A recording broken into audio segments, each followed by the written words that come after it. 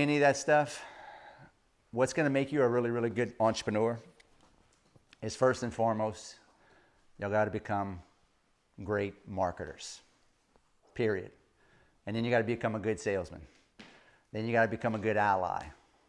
Then you got to attract good allies and become a leader, right? And that's what we're going to talk about, because a lot of you guys get stuck in operations, right?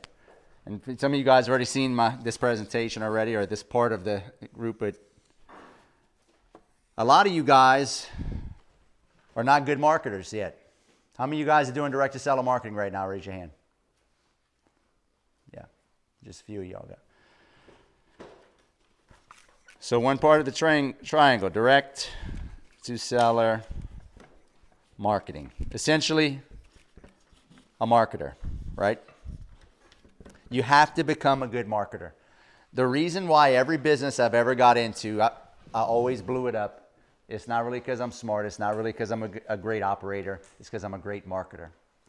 You got to become a lead flow magnet, right? He who can generate the most leads is going to win. It's not he who has the best business, he who is the smartest, he who has the best operations. Yes, you need to have a good operations, but I'd rather have a superior marketing and sales strategy than the best operations, because who gives a shit if you got the best operations, nobody knows who you are, and you can't sell people, right? So first and foremost, you got to get good at this.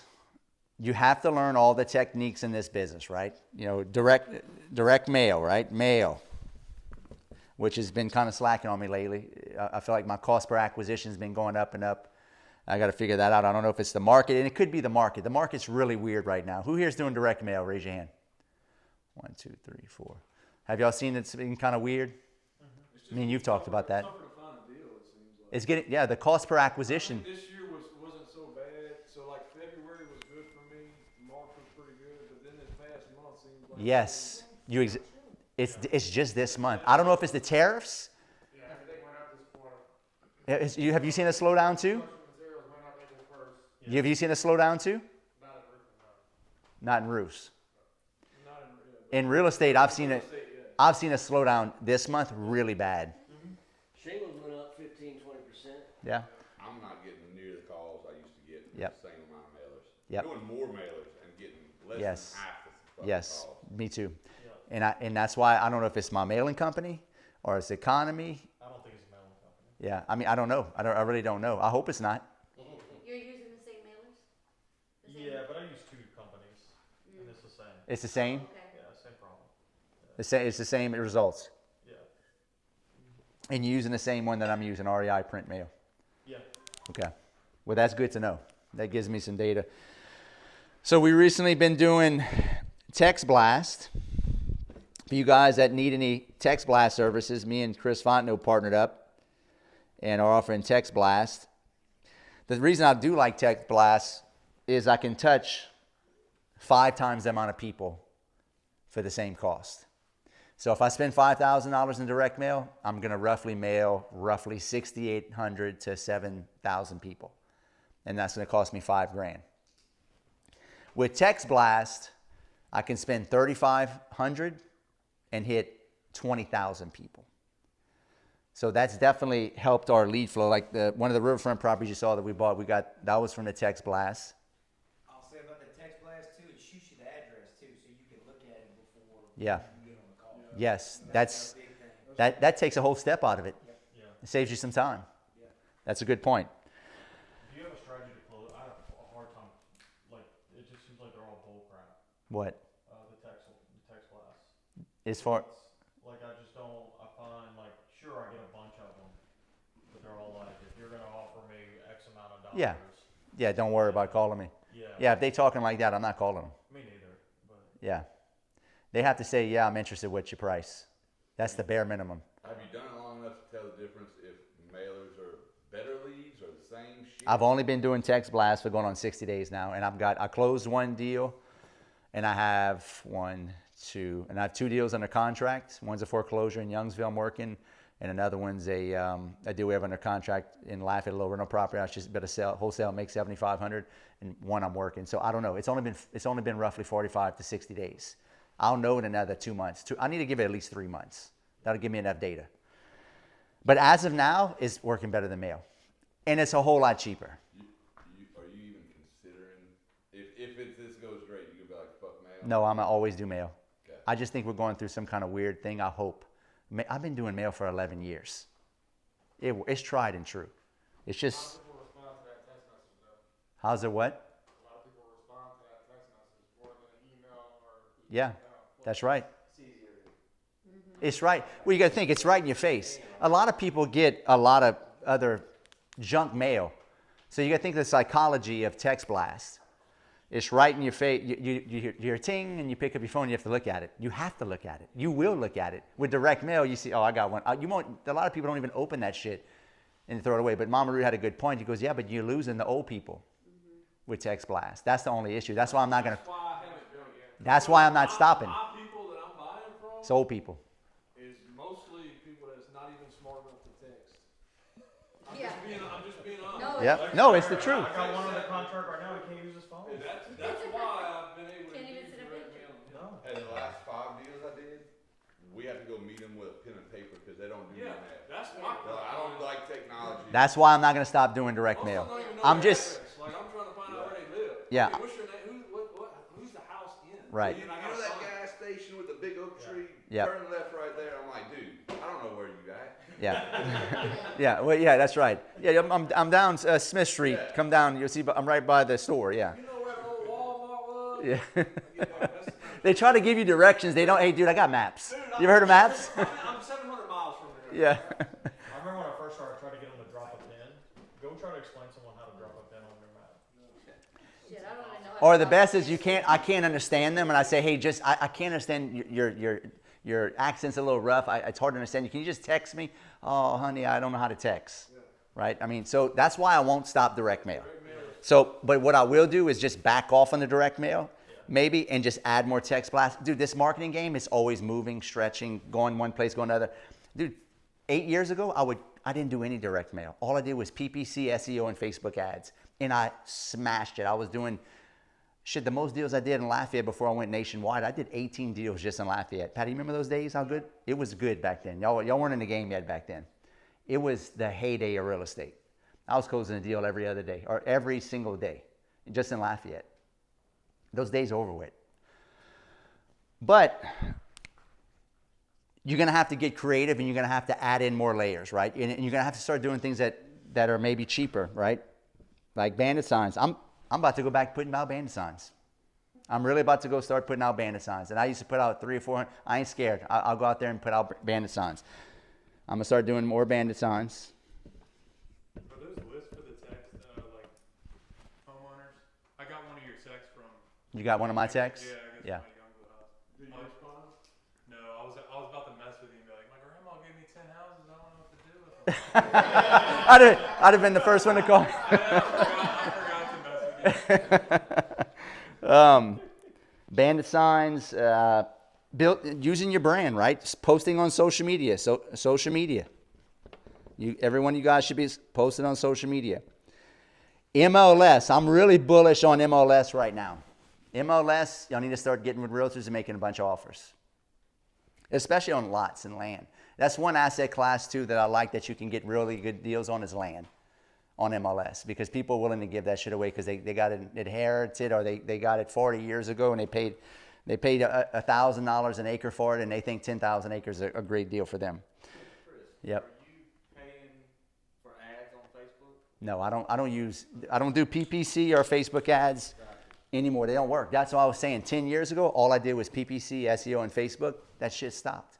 Remember when you first called me about 3-4 years ago? How he's like, hey, PPC. I said that shit don't work no more. You used to do that one where you were standing in the backyard. by Yes, the swimming pool. that's That was right. the first time I ever saw you. That was about 10 years ago. And that ad crushed it.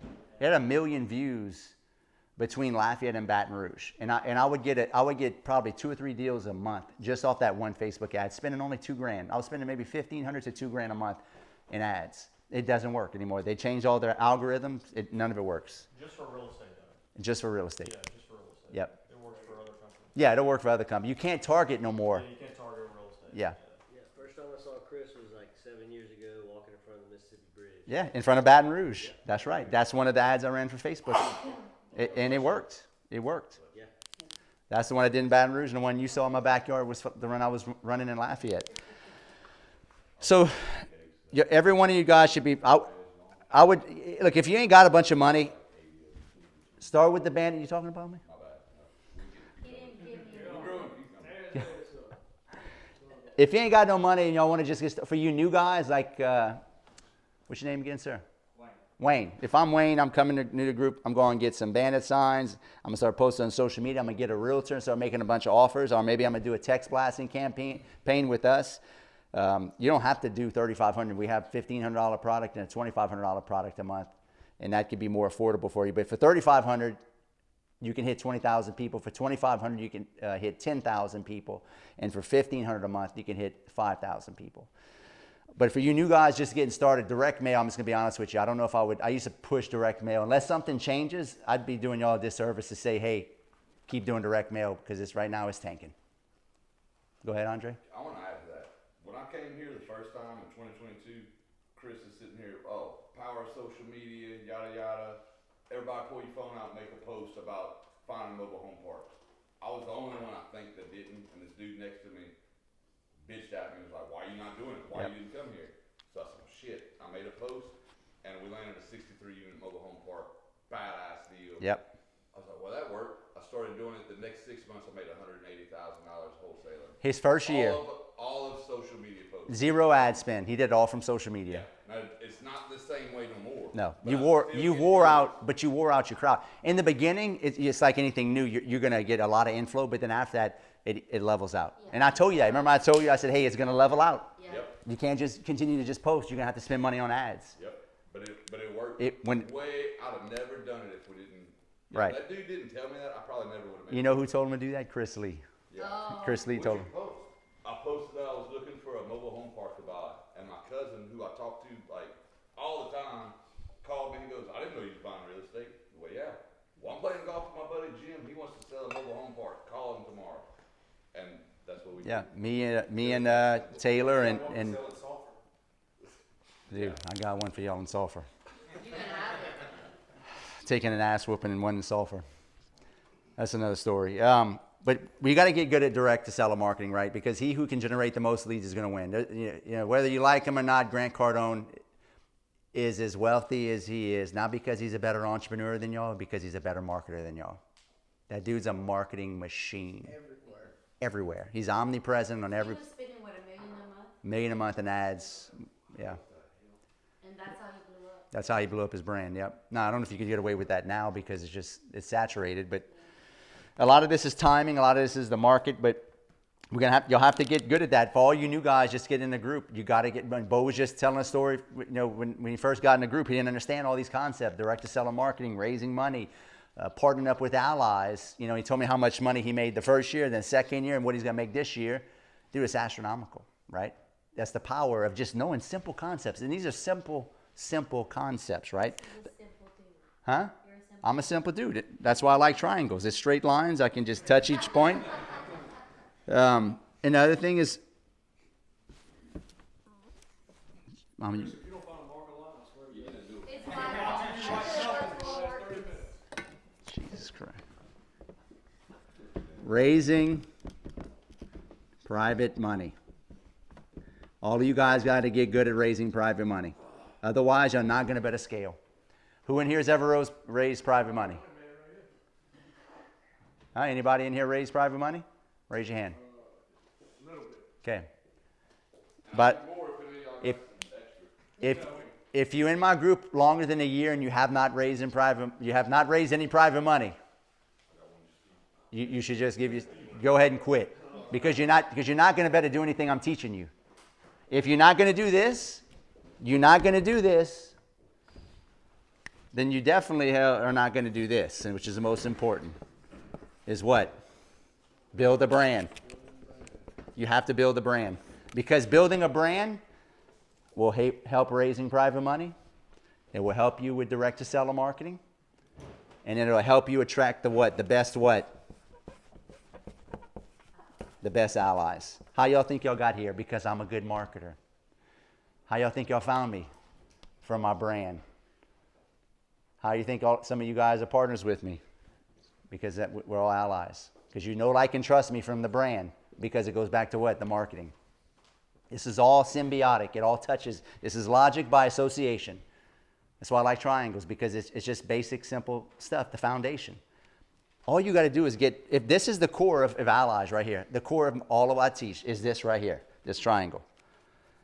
Now, does this make sense for the new guys? And I do this at every presentation. I know y'all have heard it a million times, but all the new guys haven't heard it. You have to master this shit. All day long, I do direct to sell. I'm on the phone all day long answering calls and raising money and putting out content. That's all I do, and I'm talking to partners all day long. I don't do anything outside of that besides chase Mama Rood every now and then. Try to get her to make out with me every now and then.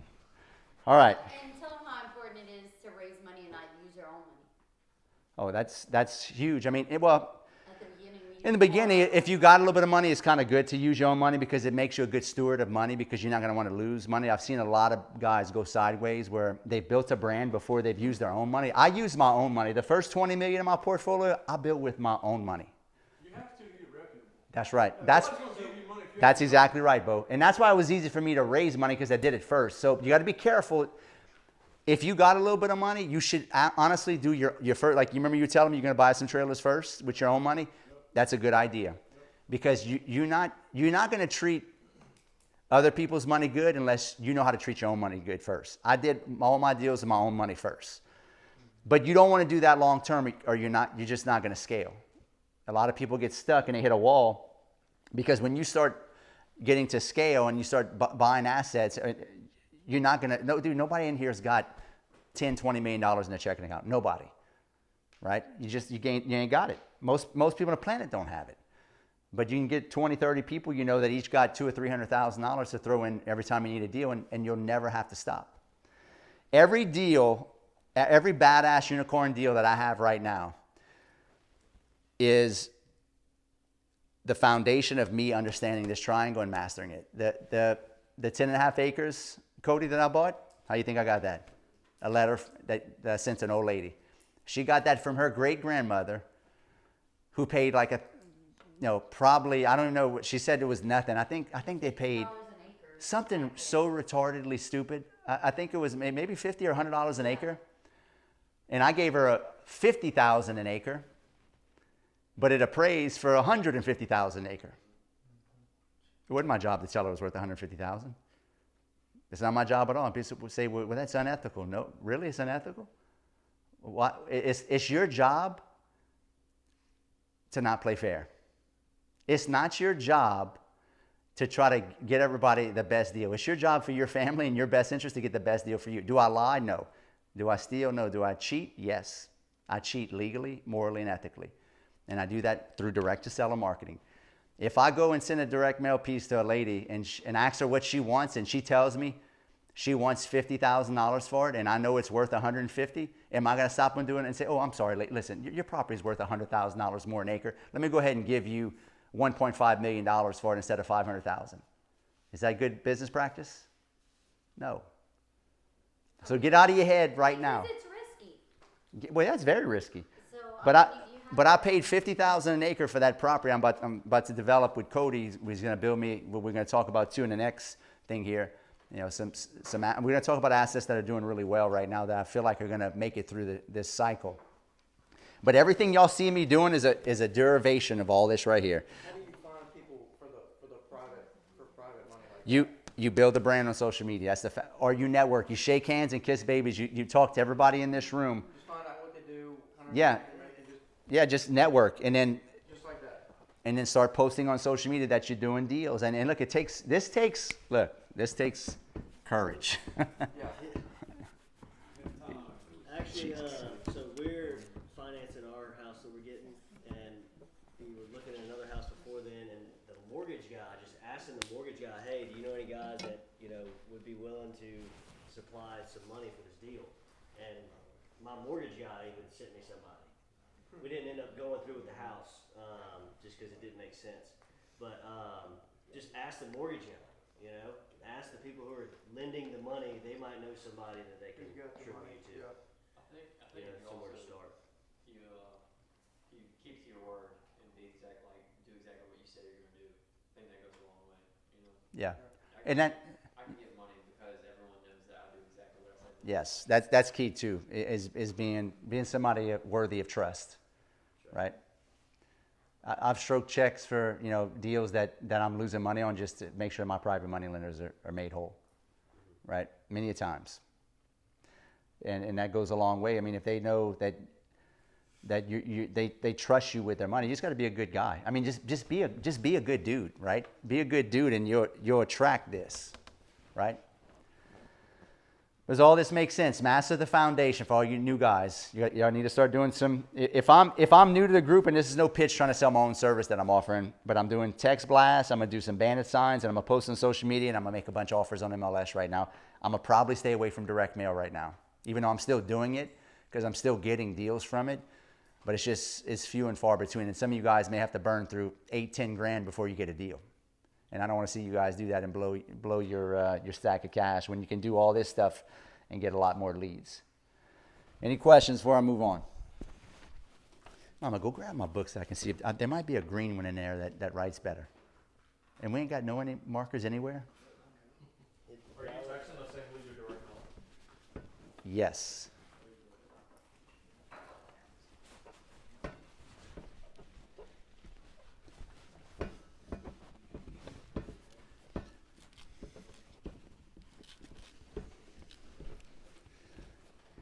I'm ready to send some out tomorrow.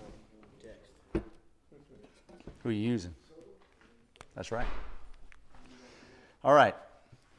No. I told you there was some more. I knew there was more. Yes. There you go. Another principle, another core principle, what I teach.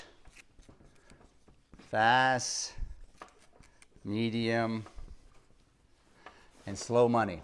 If you don't understand this, you will get hosed. And you don't even know you're getting hosed. Just like I was talking to my stepdad. Dude makes millions of dollars a year, and he writes checks for millions of dollars to IRS. And his son's a professional real estate investor. And I've talked to him about investing, and they just don't get it. They still look at me as their stupid-ass young son that Wild and crazy. wild and crazy kid because I'm their son. And it's not that they don't trust me. They just, don't trust you. they don't trust me. Stop lying. Well, I don't know. I think it's just they don't want because I would make them wrong. And he's an alpha too. Yeah. Yeah. So it's pride. That's right. It's who said that? That's exactly what it is. It's pride because I'm not supposed to know all this stuff, Yeah. and they know better than me because they're my parents. That's exactly right. But fast money is what? Well, it's anything that transacts on 30 days or less. Wholesale is one of them in our industry. W-2 job, small business. Katano, how often y'all get paid by your vendors? Every what? 30 days. Okay, so that's fast money for you. That's just small business. Roofing, you know, that's you're getting paid on this. When you do a roofing job, you get paid on the spot, right? Pretty quick. Yeah, you get paid pretty quick. Yeah, that's all good, fast money. Not very risky. Wholesaling has no risk besides the marketing. Your W-2 has no risk. It's not risky. You don't really make it's not super risky. You don't make a ton of money. You can make a ton of money. Small business, depending on the business, not that risky, right? Especially a service-based business. A service-based business ain't really risky. Do you have a bunch of like equipment? If just shit stopped right now, it's not like you have tens of millions of dollars in equipment, right? You're basically brokering deals and you're offering a service. So it's not really that risky. Katano, like in your case, it's a network, right? You're selling a network. It's not that risky. Now, the further you go down this chain, the more risky, but the bigger the rips. Medium money is what? 3 to 6 month. Small flips.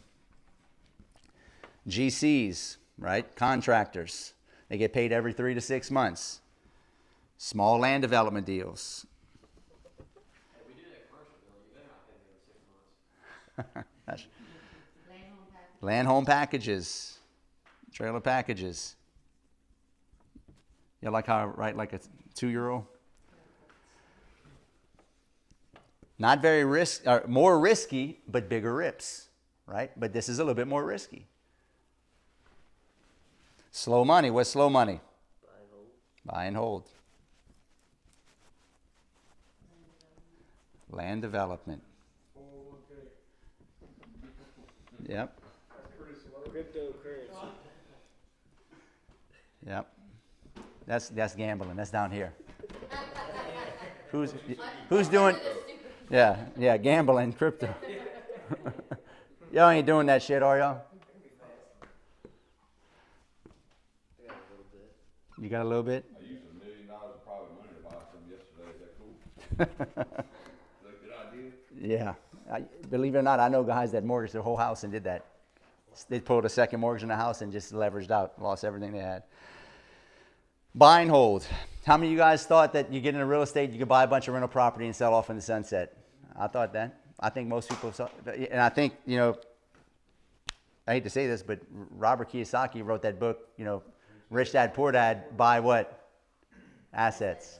And he's right, you should buy assets. I mean, because, you can buy assets for your business or, things of that nature, but that book was more geared towards rental property.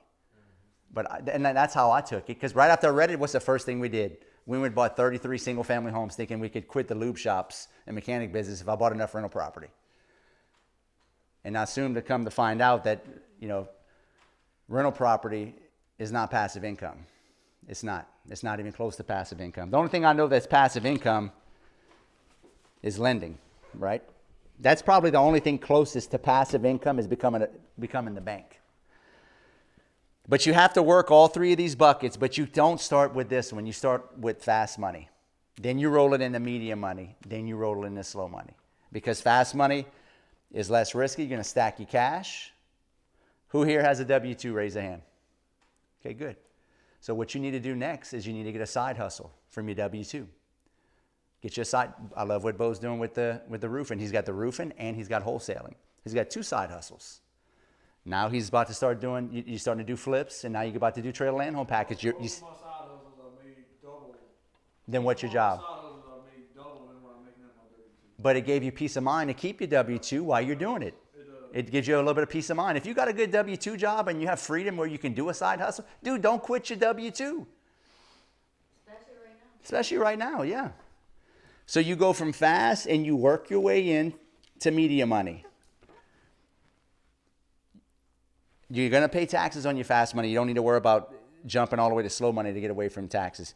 Then you go to your flips, small developments, your trailer land home packages. After you start stacking cash and you're getting more confident. Because what's going to happen is, I could talk, you get building confidence right now. It's like you told me that just now you would tell your boss to go fuck himself. Yeah, I don't give a shit. But He can fire me tomorrow. I really do not give a a year ago you wouldn't have said that. No, hell no. You would have said, oh no, I got to keep my job. I'd close the door and do what I had to do. That's right. Not no more. Because all this is it connects, because you're moving to levels. Everything works in levels and gradient scales. Now you're ready. Now you're doing flips, and now you want to do trail land home package. You've called me about a couple of developments before. Now, once you're doing this and you got bigger swings, and you're going to start having a serious tax. If you make the money you told me you're going to make this year, you're going to have a serious tax problem. I know I need to talk to you about it. Yes. Now you're ready for slow money, right? Buy and hold. Because you need depreciation. Because does all this make sense? Can I erase this real quick? Because what happens is on the buy and hold and the slow money side, as you work this gradient scale up, or actually down from fast all the way down to medium, you get into problems of taxes like what you're going to have. The same reason that you called me, Taylor. I remember the first time I met you at GrowthCon. I need to get into real estate. I'm writing checks. I told Chris, I wrote a check for $700,000. I don't want to do that again. Yeah, and it's disgusting. He just wrote a check for $450,000. Well, not him, but. My partner William, he just wrote a check for $450,000 to IRS. Disgusting. You just sending money to Ukraine. You might as well set it on fire. They need that. Yeah, they need that. It's gone. That's right. They ain't doing nothing good with that money. The government's ran by criminals. What about the roads? Yeah. Fix might be blow 'em up. So you work from fast, medium to slow, and then you're getting into slow money, not for cash flow. We all been sold a bill of goods that we want to get into. Dude, it's so hard to make real estate cash flow right now. It's so hard. Interest rates, insurance, cost of labor, goods. It doesn't, yeah, you can still make it cash, especially with the mobile homes. You can make it cash flow. You can do that. But the typical single family home or apartment, dude, it's so hard. You're buying rental property first and foremost, store of value. Which is for what? Appreciation.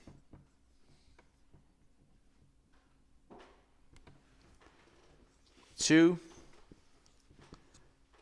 depreciation. So you don't pay taxes.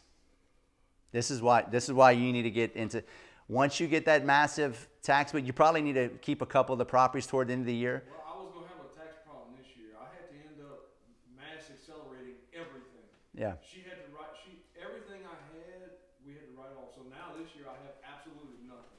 Yeah. I don't have a vehicle, I don't have anything at all I can claim. So I got a serious problem. Yeah, it's going to be, yeah, you need to figure out something. You need to do, so depreciation, then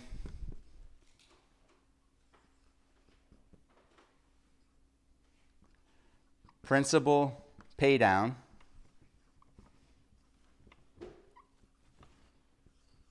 for then cash flow.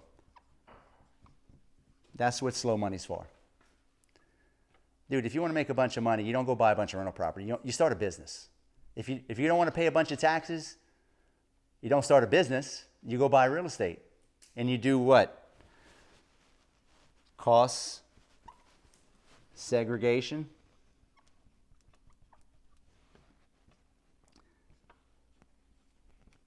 (1031) exchanges. And that's how I get away with not paying any taxes. And you just work this bucket. Cloto, you need to work this bucket harder.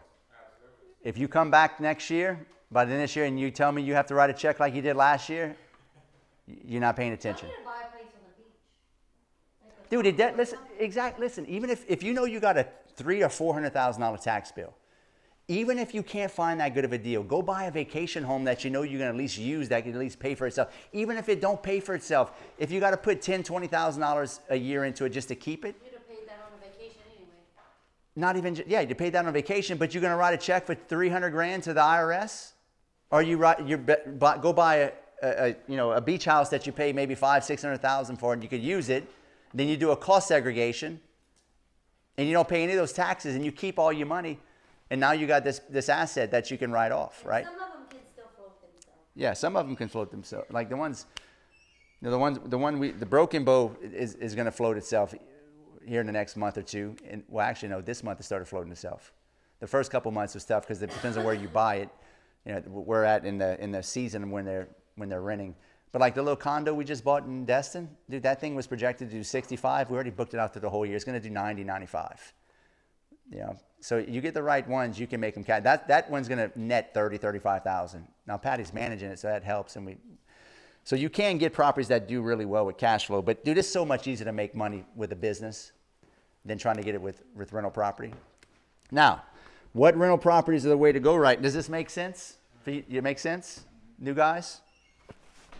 You can call segregation on mobile homes, Chris? Yes, some of the best ones, but best asset classes do cost segregation on.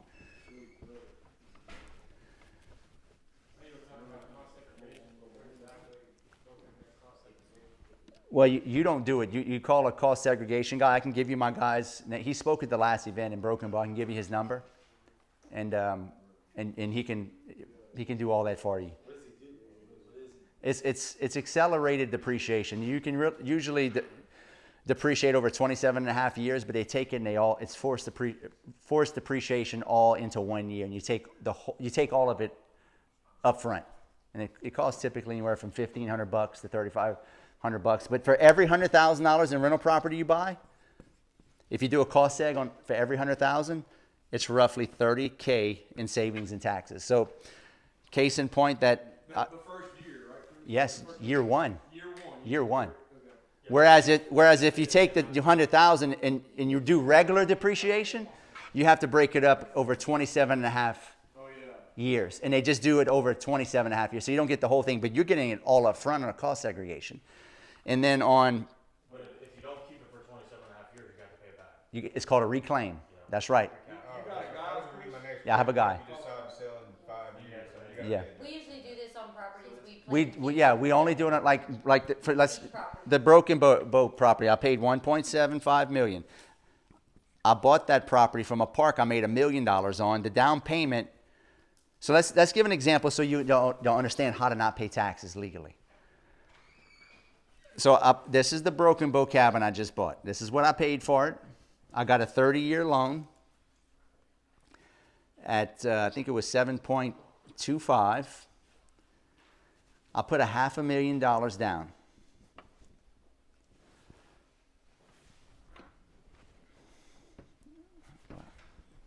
Now, well, you say, well, let me back up.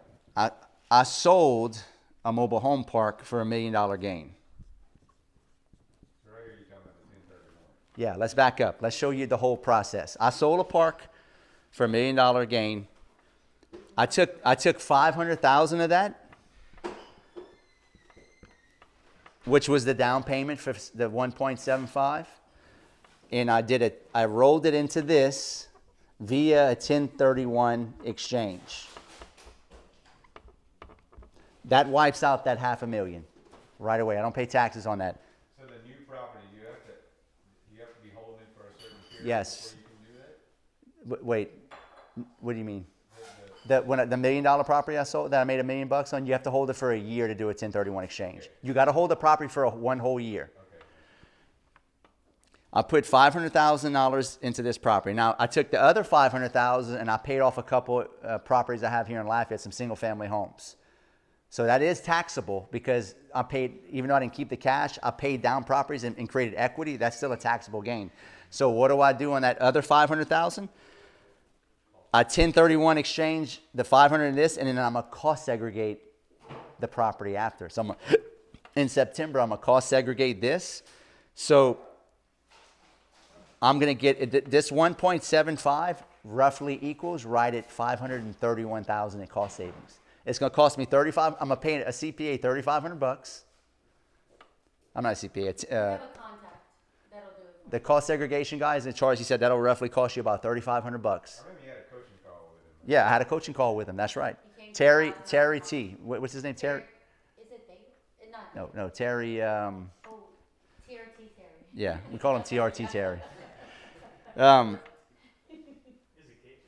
But you see the game. So I just made $1 million tax free, huh? Terry Judge. Terry Judge. That's it, Judge. Terry Judge. Great guy. I made $1 million tax free by taking half of it, 1031 exchange into the property, and then taking that property that I just 1031 exchange into, and then did a cost segregation to wipe out the other 500,000 that I just paid 2 properties off free and clear. So that gives me a zero net gain right there on taxes. Now, if I go and sell this property in a year or two, then you have what's called a reclaim. I got to pay it back. I only do that on properties that you know you're going to keep a long time. How long? What's that? How long? 27 and a half years. So anytime before 27 and a half. Yes. But now, And if he does a 1031, he'll have to pay the 1031 back too. correct. Correct. So, but then you just keep 1031 exchanging. Yeah, you just keep Yeah, you doing have it. to keep 1030. But this is why you only do this with properties you're going to keep for a long time. Or if you know you're going to sell it and you're going to make that gain back, what you do is you just make sure you're always buying. You should always be buying and selling. Buying and selling. Buy 50% of the time, sell 50% of the time. You don't want to be always buying and always holding and never selling. You know what happens when you do that? You go broke. I watch it. I've watched it in the industry. I've seen it. You cannot have too much slow property, slow money. You need to always work on your fast, medium, and slow money. You don't get to a point where just because, I got my fast money going and I'm flipping and I got a ton of money, I'm just going to go do buy and hold. And I'm going to quit doing my fast and medium money. What's going to happen is that you're going to end up having a cash flow problem. Yeah, maybe in 20, 30 years when you have all these properties paid off, you don't really make money, a whole lot of money in rental property until they're paid off. So Chris, how does it, so the next 27 and a half years is where you'll depreciate the other 1.25 million? Is that where $500 off the cost segregation. I got Year one, right? I got $500,000 saving off the 1031, and I saved the other $500,000 from because I took the other $500 and I paid off those two properties, but that's going to be a taxable gain. So then I do a cost segregation. Right, but I'm Right, saying, but after the 27.5 years, you could do it the rest of the cost center. Well, yeah, what'll happen is, this is what'll happen. If I keep, let's say hypothetically, I kept that property 27.5 years, which I doubt. I mean, everything's going to be for sale eventually. But let's just say I did keep it. By then, I ain't going to have no debt on it. I probably won't have no debt on it in the next 10, 15 years. I have a plan to pay everything I got off in the next 10 to 15 years. I'm going to do a cash out refi. That'll be another tax free. So let's just say this, in 10 years, I pay this off, right? I've zeroed, I only owe like 1.2 million on it because I put 500,000. I owe 1.2 now. I keep it for, and that 12 years, 12 to 15 years is paid off. All I do, by then it's probably going to be worth maybe $2.5, $3 million bucks with the way property's going up over there. I'm just going to do a cash out refi. That's non-taxable again. You see who said that? Yeah, it's non-taxable. So now this property that's going to probably be worth, let's just say in 10, 15, I think it's reasonable to say it'd be worth 2.5 in 10 years, maybe more than that. Honestly, I mean, Destin went up $1 million bucks in 4 years, but let's just keep it number to keep it safe. what exactly is the cash out refi? Is that like a HELOC basically against that property? Now that it's worth $2.5 million, you're getting 70% of that 80, value. 80%. Why Yeah, don't you do a line of credit? you can do that too. It's pretty much the same shit. I like lines of credit better. Well, line of credit, you only pay when you use it. Correct. I like lines of credit better. Some people don't like that, but that's how I play the game. You got. No, it's the same thing. Let me tell you why I like lines of. The cash, you can do a cash out refi or a line of credit. I like a line of credit better because I can pay it up and down, and I'd rather keep my property paid off because this property does $200,000. Well, it actually can do about $250,000 now with the pool a year, and I'm assuming in 10 more years it's going to probably be doing $300,000 a year. The rents are not coming down over there. So if I'm getting $300K in rents a year from this broken property, I have zero debt. I'm probably netting after property taxes, expenses, property management. Let's just say I'm netting $240,000. My expenses are $60,000 a year. That's true cash flow because it's paid off. What I'm going to do, the smart thing to do is, I'm going to go to the bank and say, hey, Mr. Banker, I got a property that's worth $2.5 million. I have it paid off free and clear. I want you to appraise it and then give me 80% loan to value. So they're going to give me 80% of the value of this. What's 80% loan to value on 2.5? 2.1 million or 2 million? What is it? 2. So now I'm going to get a credit. I could either do a cash out refi where I just cash it out and the banker's going to give me a check for $2 million bucks. And that's all tax free, by the way. And I can do whatever I want with it tax free. Or what I like to do even better is I'm going to do a line of credit. I'm going to have a line of credit because that's like having your cake and eat it too. Because once I do the cash out refi, guess what? I got a new mortgage on this thing. And I'm servicing debt again. Why would I want to service debt? I don't need the money. I'm making $240,000 of cash flow. Keep it paid off, pull a line of credit. Now I'll have access to $2 million bucks when I need it.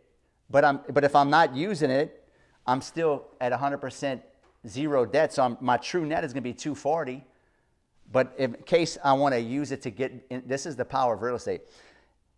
The reason I can buy deals so cheap is because I can offer all cash.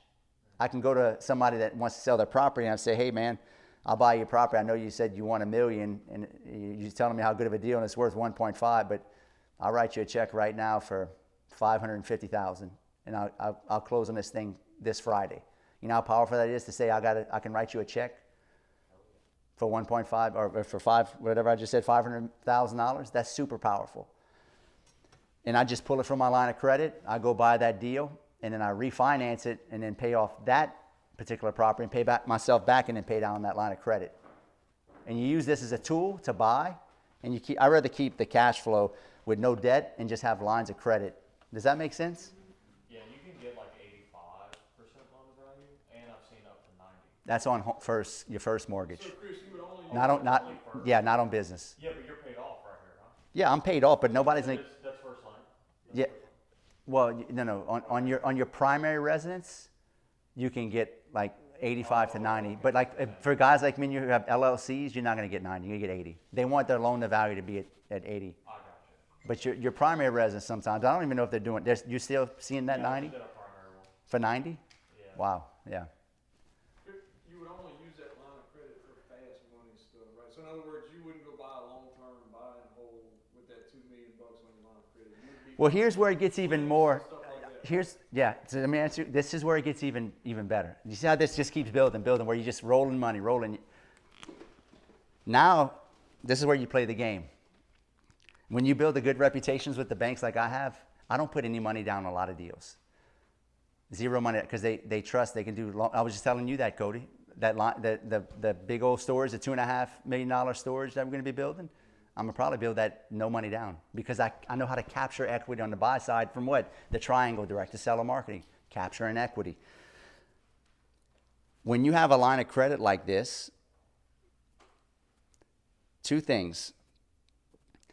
I can go and let's just say I built all this. The bank, I have good credit. The banks trust me. I can do 80% loan to value. The banks won't make me put 20% down on deals as long as it appraises and has enough equity in it.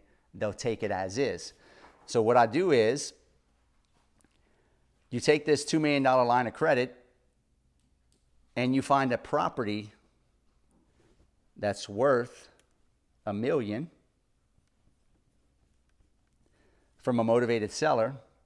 And I'm just hypothetical numbers, a commercial building or a mobile home park, whatever it is you're buying. And he's a motivated seller and I can capture equity. And that's the game. The game of this business is capturing of equity. That's how you build your balance sheet and build the net worth and become wealthy.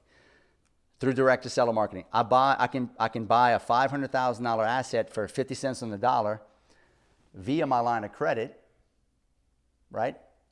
So what I do is I tell this motivated seller, hey, I'm going to go ahead and I know you want, you say it's worth 1.2 million, and you'll take $1 million, you're leaving me a little bit of equity, but the best I can do is 500,000. He takes that 500,000. I'll pull it from my line of credit. So I paid essentially cash for this, right? There's no debt. But the appraisal comes back at say 1.3.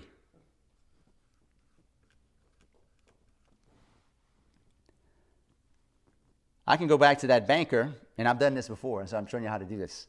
I go back to that banker and say, hey, Mr. Banker, I own this asset free and clear because I wrote a check from this other line of credit. Now, you got to play with the multiple banks. You can't just use one bank and do this. You need to have about 4 or 5 small community banks, each with a line of credit. Not all with the same. This is 2 different lines of credit with 2 different banks. I'm going to go from this line of credit, a small business bank, where I'm going to ask them to pull 500 here. I'm going to buy this deal for 500 that appraises for 1.3. And then I'm going to tell this banker and say, hey, I have this. I want to get a line of credit now on this property for 80% loan to value. Now, what is 80% of 1.3? Do the math. You mean a mortgage? You want to get a mortgage on that property, right? Yeah, a mortgage. Yeah. Yeah. Or you can do a second. You can do a second line of credit, a first mortgage and a second line of credit also. But it could be a mortgage. So either way, what is the 80%? I didn't hear you. Too many people talking. $1.40 million. Okay, $1.40 is what the bank's going to give me loan to value. That's what they would give me. So you just turned that 500,000 Into what? into, you doubled your money. Yes. Y'all see what I'm doing? Now so I paid 500 from this line. This line of credit right here came from here. I took 500,000 because the property's worth 1.3, but I got them down to 1.5. So I captured 800 grand of equity, but the bank will give me 80% of that. So I pull out a loan at 80% loan to value, and I get 1.4, and I take that money, pay back my $500. That's free and clear again. Now I got 2 properties that I bought 50 cents on the dollar or 60 cents on the dollar with 2 lines of credit now, and you play. That's how you play the game. But Why you gotta get a different bank now? you have to do it with a different bank, and it has to be with a small community bank. And you have to build a reputation where you can do loan to value. You should write that down. You become a person that's bankable through loan to value. Who understands the loan to value? Meaning they'll give you loans based off your reputation, based off of you being a good operator and capturing equity on the buy side. That's true money, true no money down investing. And that's how, and look, and then that's another property you can cost segregate, and you can get the regular depreciation. So when you have access to cash and you can write checks, that's how you're going to capture a lot of equity and you can write checks.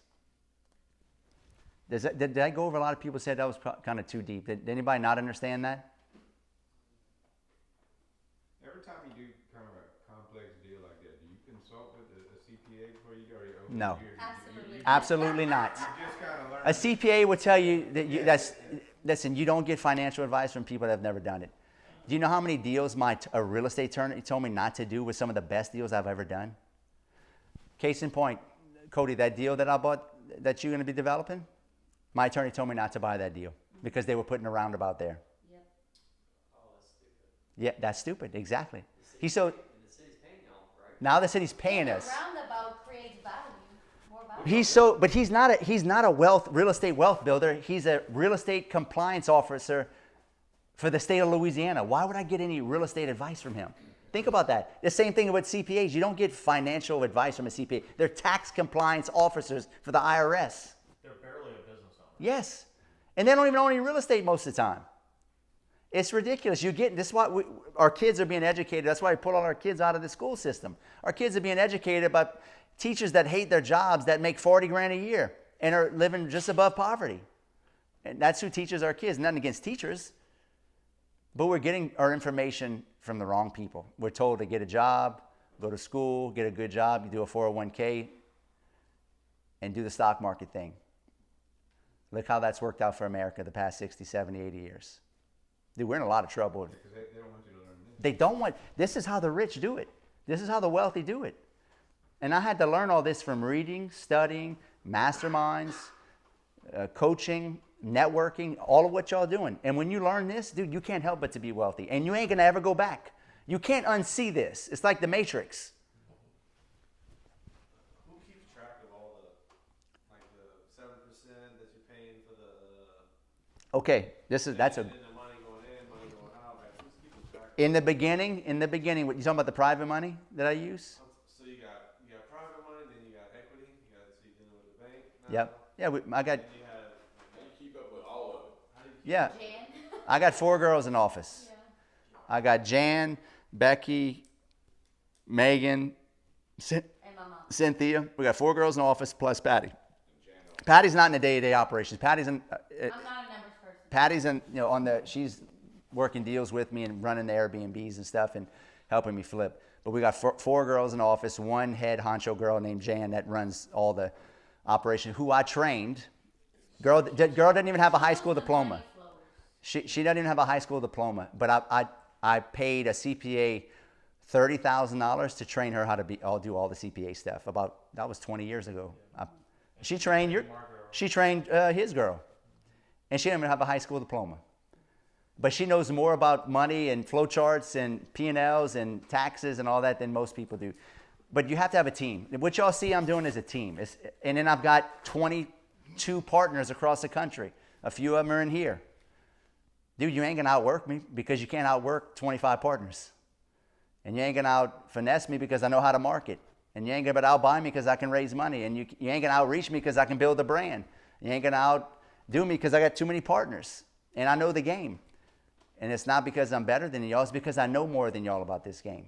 That's why you came here. You just gotta know this stuff. And when you know this stuff, you can't unknow it.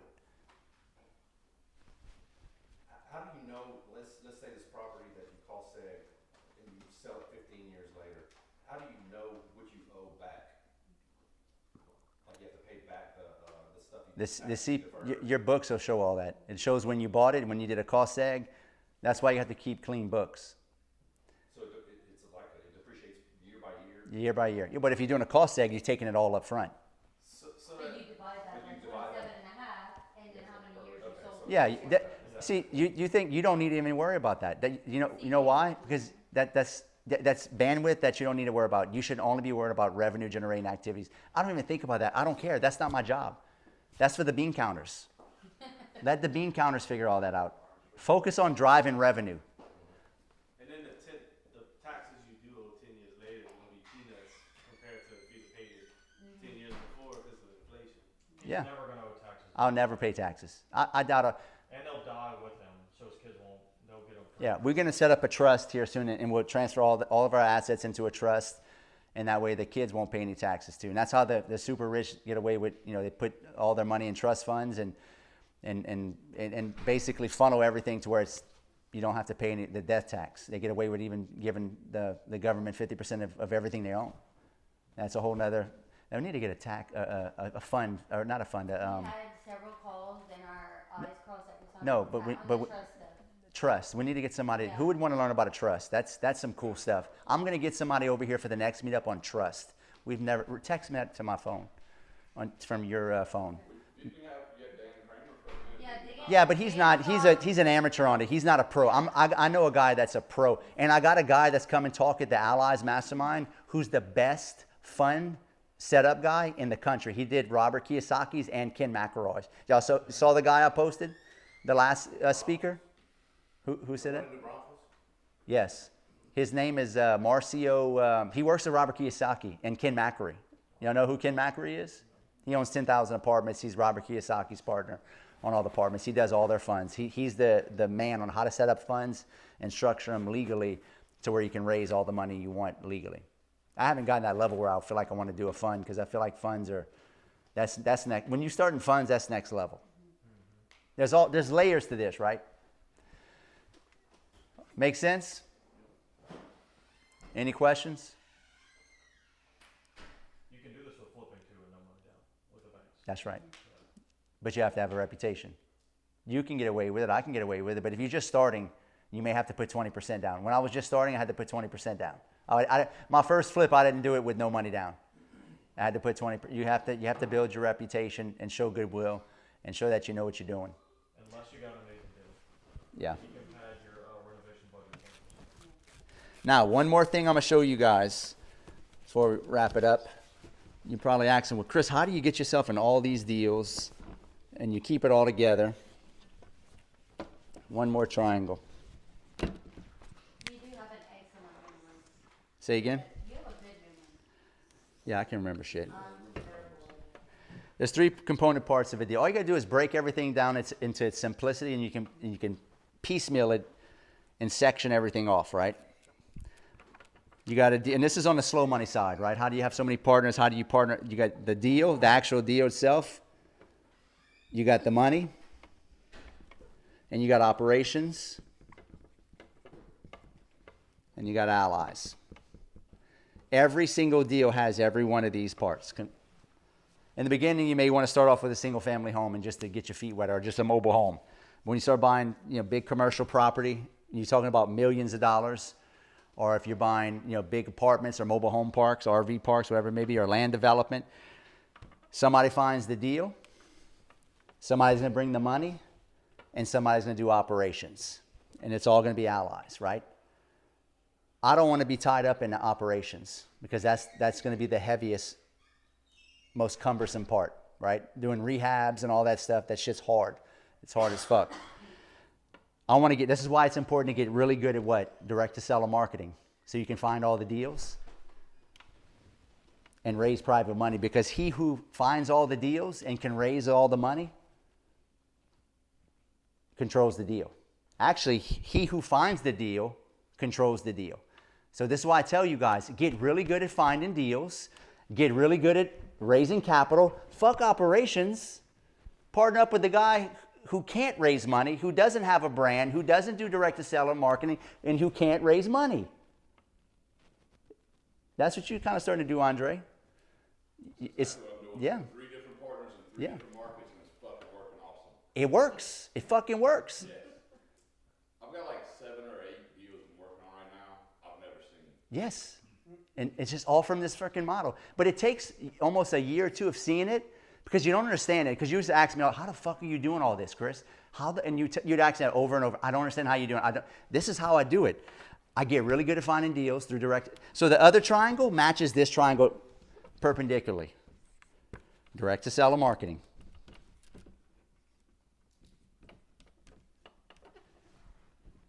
Raising money. And brand. And they all vertically integrate.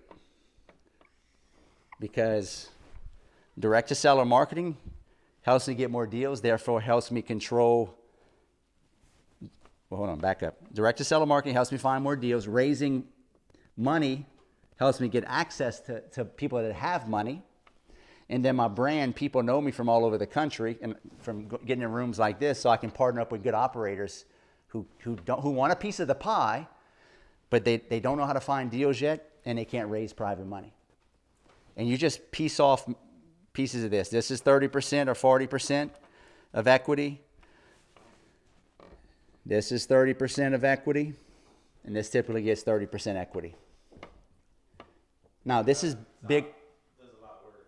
Huh? The operator, that's the one that's doing like a lot of. He's doing the rehabs. He's managing the project. He's doing the bitch work. Yeah. But everybody's got to do the bitch work. Now, I cut my teeth on operations in the beginning by buying single-family homes, starting off small and doing all, managing everything.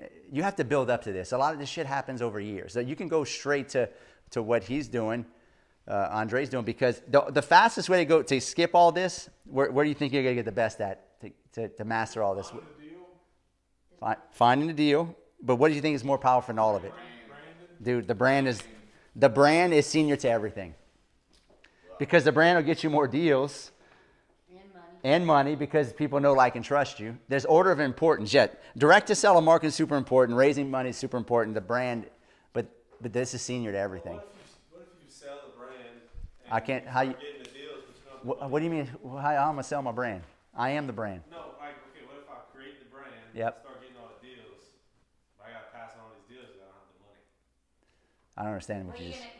gonna find money by your brand, If you got the deal, you can get and the it's a money. good deal. If People find you too. if you got the deal and you got a brand, know if anybody's gonna help. Yeah. You gotta go out begging to get it.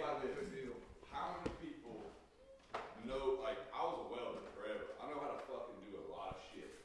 But I'm like, I know if I can build this, I can make millions of dollars, but I don't have nobody to fund it. Or to sell, like, to find a good deal. Well, if I had Chris, somebody with the money, and had the deal, I don't mind going to do all the work and getting 50% of that. That's awesome. There's a lot of people like that. So if you can get with those guys who are like, I'll do what it takes, I'll work my ass off to move up, they can't wait to work with you. So all you gotta do is find, like, when you build the brand, you're not only telling everybody, I know how to find deals and shit. You're saying, I've been finding deals, I'm successful, and I know how to make money. You should give me some of yours. I'll make you some money too. They can't fucking wait to give it to you. let me show you how. It's not that simple, but No, it's not. It's not that simple, but it works. Let me show you. Case in point. Me and him, us three right here are partners. We're the triangle. Exactly where I stand. Well, actually, he found the deal. He brought it to me. He brought it to me because he found me through my brand. Well, my brand attracted the money through Taylor, because Taylor came to me because he knew me from social media, and I brought the money from my brand to his deal, and we all partnered. And there's the three pieces. It all came. They both came from my brand. I never could have done it with neither one of us, not even close. But you did sign the debt. I signed the debt. I did sign the debt. But you see how powerful this triangle is powerful, and it just, you work it.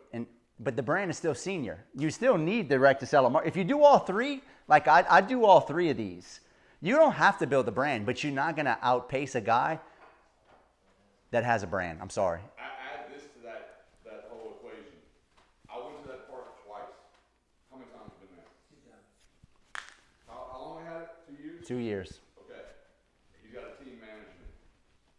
Me and Taylor are both hustling our asses off on all kind of other shit while his team's getting that working, rolling. I don't have to think about it. I don't have to take time out of my day. It's on the back burner. I'm moving forward. Yep. Like, that's a powerful thing, I think. Yeah, it gives you scale. It's not a job. Now I took Myself, I'd be spending every Yeah. second I had worried about it. Yeah. Now we would have that park's a little bit slower than I like to because when we bought that park, COVID happened and we can't find as many trailers. But now, like we just hauled one. Taylor just bought a trailer for us that I found. We paid $12,000 for it. We'll be all into that one probably. It needs about maybe 10 or 12. We'll probably be into that trailer for 26 or so. We'll get $1,000. But I'm gonna fill that park up with all the trailers we're getting probably here by the end of the year. I bet you we have 7, 8 trailers in there, maybe more. With all the leads I got coming in right now. But you see, I try to. I'm such a simple guy that I try, because you listen to people on social media and Instagram, they overcomplicate all this shit. Have you ever heard it broken down like this simple? No, you won't, because they want to sound super slick and smart. It ain't that complicated. Master the fundamentals. Master direct-to-seller marketing, raising money, and building a brand. If you get really good at these two or all these 3 points, if you get really good at deal and money from your brand, you can get away from operations. But here's the thing about operations. Don't cheap anybody out on operations, because this is the most important part. If they feel like they need a minimum of 30%, don't give them any less, because they have the biggest headache. And you need to pay them, a property management fee if they're going to, be handling everything. All these deals I see, all these big syndicators, all these deals fall apart because the operation side falls apart because they get stressed out or, bit off more than they can chew. All right, any questions? We good? All right, well, go find some deals, and I'll see y'all partnering up, and bring me some deals, and we'll do some deals together. And come to the Allies. Yeah, and come to the, and look, if you like this is Allies is like this on steroids. I'm just one guy. I bring some really top players some of the guys that have been here that have been to Allies know that it's next level. Cody's been to one, Andre's been to a bunch, Taylor's been to a bunch, Marcus has been to some. This is where you're going to get the best information from real operators, from land development, mergers and acquisitions, mobile home parks, wholesaling, flipping, the whole 9 yards. Then you're going to pick up strategic. They're basically going to talk about everything I just talked about. They're going to get more granular and deep into what their craft is and how good they are. So, but the next one is in June 25th and 26th in New Braunfels. Anybody been to New Braunfels? Schlitterbaum.